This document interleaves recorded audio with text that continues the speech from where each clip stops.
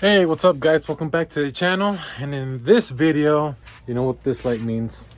We're going back to work. So let me show you what I have going on today. Long story short, this is what we're working on today.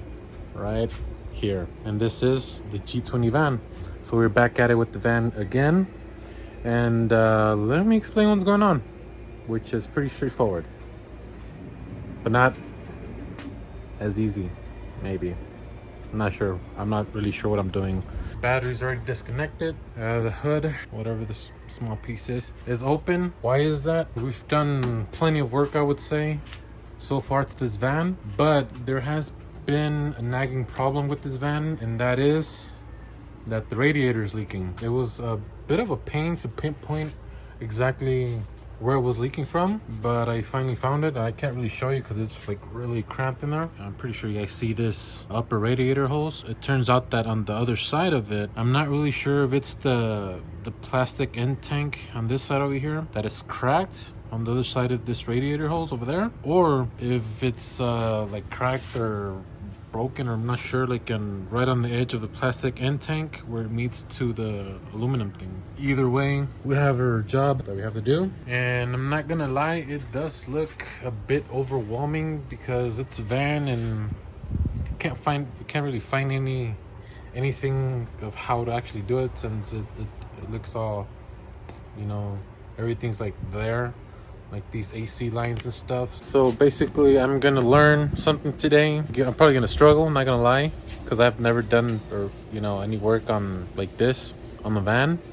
Well, I mean, that's not the first time I've said that probably, but anyway, I'm gonna learn, you're gonna learn, we're all gonna learn, and that's a good thing, right? Let's get to work. All right, so for starters, this air intake here has to go, so we just pull it off, and there it is.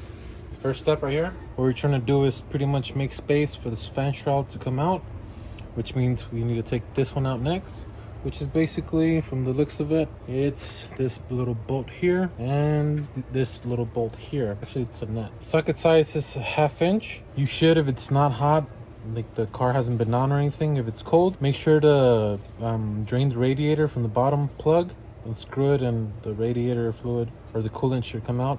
Reason I'm not doing it right now is because the van was on and it's hot, and I really don't want to burn myself right now, which is why we're working on the top here first, then we're gonna drain the radiator. Prying this thing off here, small screwdriver, pry it up a little bit, and it's off. That's simple. This is for the hood latch. So before we actually move this out of the way, make sure you disconnect it from this plug here, like so. Put this to the side, put it forward toward you. Not sure what snap, but that can't be good. Now we can go ahead and put the hood latch a little bit down. That way we can disconnect this wiper thing off. Put this to the side, and we can slide this forward and off. Finally, we can move this thing from underneath the hood latch cable, and finally out of the way. Little note, whenever possible, make sure to take your bolts and just screw them in a little bit, and your nuts as well where they were. That way it's just a lot more simpler to know where the bolts are at. Looks like the radiator is a little bit cooler now. Let's go ahead and drain the radiator. I took off the radiator cap, and holy shit, they probably just threw water in there, no coolant or anything, and it definitely shows now. There's 4 bolts for the fan shroud. There's 2 right here on the other side of the fan, and below the upper radiator hose. So there's 4. Now this thing is a little looser, a lot looser actually. Start loosening up the upper radiator hose, and I'm gonna do the same for the bottom radiator hose. We loosened up the fan shroud here in the bottom. It was just 2 10mm bolts. I'm not sure why it's not focusing. There you go. But one was over here and pretty much on the ends. It's a little tight fit, but we got it. It's very loose now. I was gonna take off the radiator hose, the lower one from the bottom of the radiator, but it has these types of clamps, and I hate them with a passion, because there is no way for me to pretty much access them. There's little space here, and I don't really have the correct pliers for them to reach. So What does the hose have? 2 ends. So I got it from the block side, the engine side, and it was a little warm. It was a little warm. Got a little warm. The coolant, but look at that. Jeez, that's pretty bad. That is pretty bad. That is pretty bad. Now that we're back on top over here, we're gonna go ahead and take off the last 2 bolts for the fan shroud here, which is this one here, and the one where the nut was on this side. And it looks like this is the only thing that holds the radiator together. The problem is, now that we have everything basically loose, the radiator is basically loose, the shroud is loose, everything's loose. Problem is these AC lines here, they don't move. They just don't move. So, which means this one here, it sticks out a little bit too forward, which it literally just smack on top of the fan shroud here. Because I really don't want to deal with AC. The solution is to break the fan shroud. Bam. No more top fan shroud. Radiator's not loose, although it still has transmission lines here and there. And I didn't have to mess with the AC lines whatsoever. So it saved me a whole bunch of time and headache. How did I do it? Very simple, actually. Like that. How did I get it off? Like that. It's now a 2-piece. Well, that's actually a 3-piece, kind of the bottom piece, but I literally got a razor. This is the MVP of the day for this job for sure. So I took this and it was connected something like this right here. And I pretty much just cut all the way. I mean, it was not the prettiest job, I must admit, but cut it all the way, all the way through.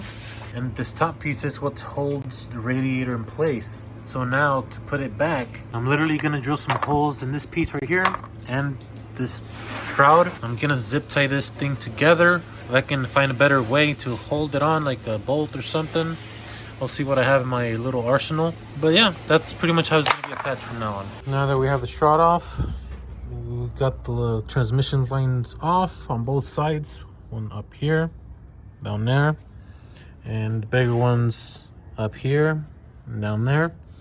For the passenger side, it is a 1/2 inch, the nuts. And for this side, I used the 20 millimeter, but it's a standard, so like the 20 millimeter was a little bit loose. I'm not really sure on the standard size, but I made it work. It didn't strip or anything. So now it's, look at that beauty. So now it's basically just taking this little line off for the overflow tank here, and out it goes. And there it is right here. So you can see, obviously, this side, this is the driver's side over here, passenger side over there. Obviously there was some action going on over here. I did notice that it was where it was leaking, it came from all the way on top. But I mean, it doesn't seem to be cracked on the actual plastic part. It's more of like this edge here. Now that we finally took off the radiator, let's go ahead and go check the auto parts store. Hopefully they have it in stock so we can wrap this up today. If not, well, I mean, it is what it is. So we're gonna go buy that. We're gonna go buy the upper radiator hose and the lower radiator hose. That way we got the thing. We got the thing. So it's a couple of days later. We had to order the parts. Finally came in. I actually just barely right now took them out of the box, the radiator. Let's compare them. As you can see, old one like I had shown you previously, and this is the new one, which is basically, no, it's exactly the same. It does have little caps here for the lines, which I'm gonna actually take off right now because I don't need them. This one, that one. So these are, well, they're all oil lines, but this one's kind of interesting. it has this, plus it has like a little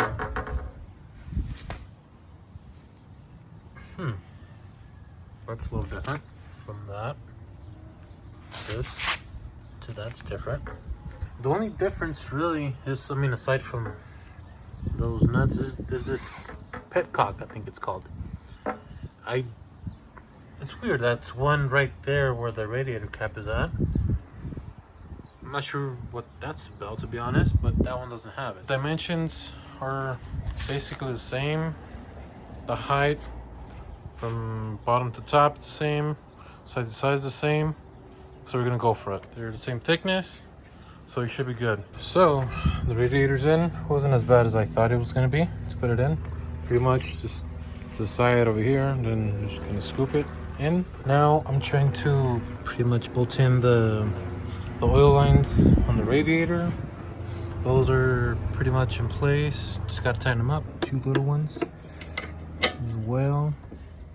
Gotta do these. But I have a feeling that I may need to take this nut off after all. Yeah, so it looks like the nut here, this one right here, it's too big, or too little, I mean, for this one. So we have to take these, both of these, this one as well, the top and bottom one out. So we got these adapters off. I took them off with a 19mm wrench, so they weren't too hard. I'm gonna save them for a rainy day, and we're gonna go ahead and tighten up the oil lines here with this 1/2 inch small wrench. And we're gonna go ahead and tighten those up. We got these lines bolted down as you should. Bam, bam. Thankfully, we found this little adjustable wrench, since I don't have the proper wrench size for it, so this one definitely came in clutch. Now, something you should keep an eye out for. So when you're putting the radiator in, let me zoom in here real quick. Like, you see where this piece, this edge piece right here, this aluminum edge piece. Let's see where it's. There you go. It sits on rubber mounts, like you will call them, I guess. Make sure they actually sit in them. These rubber radiator mounts, which is that thing right there. And it's also on the other side. Let's see if I can see from here.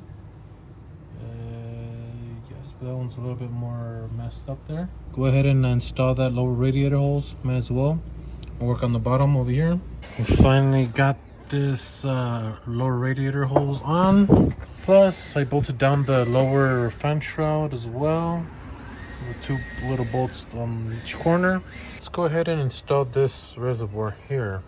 I installed this part of the fan shroud, bolted the bolts of the 2 over here on each side. We're actually just gonna try to see where this goes right here, because it does have the little mounts, rubber mounts on top as well on each side. And I drilled some holes, which is here, you know, there, here, there somewhere, here, and there. So, I mean, it's nothing too out of this world. I was gonna try to put those, but those are pretty big, so I didn't want to make big holes. All right, so I put the top piece, this piece, on. I passed through the zip ties, and you know, you can put as many as you want, really, but all this is just to hold these two, this piece and this piece together. So I mean, for me, these 3 should be more than enough. So let's go on and install that upper radiator hose, so we can pretty much fill this up with coolant and let it rip. Got the upper radiator hose on, both ends connected. Got the windshield washer on, although it doesn't even have a cap, but you know, why not? Pretty much this thing over here. There you go. Pretty much everything's connected already. Let's see, I'm not sure if this went like this. Double check. But everything's bolted down. This is connected. Pretty much all that's left is pretty much fill it up with coolant and run it. See if there's any leaks or anything like that. Everything's solid. Radiator solid. Everything's connected. This thing is tight. So let's throw in the coolant and run it. See what it does. Alright, it's already dark. The battery had died, so we were struggling with these kind of batteries. So the car's on. We're bleeding the system right now. Checking for leaks. See there, no leaks for gas holes. Doesn't seem to be any leaks over here. And the floor, no leaks. No leaks, no leaks, no leaks. So we're just gonna let it run for a bit. That way, you know, all the air bubbles can start coming out, all that good stuff. And looks like we got our mission accomplished. Inside, check the dashboard. You see, that's this right here. This one right here is the actual coolant temperature. It hasn't cracked, you know, past the quarter right there. And there you go. Job completed. Bled. Filled. No leaks, no nothing. Job well done. So with that being said, hope you guys enjoyed the video. That hack definitely helped a lot. Hit the subscribe button for future content. Smash that like button. Comment down below if you know about this trick or if this trick was helpful. Follow us on IG, Los Meros Veras. And with that being said, see you guys next time. Peace.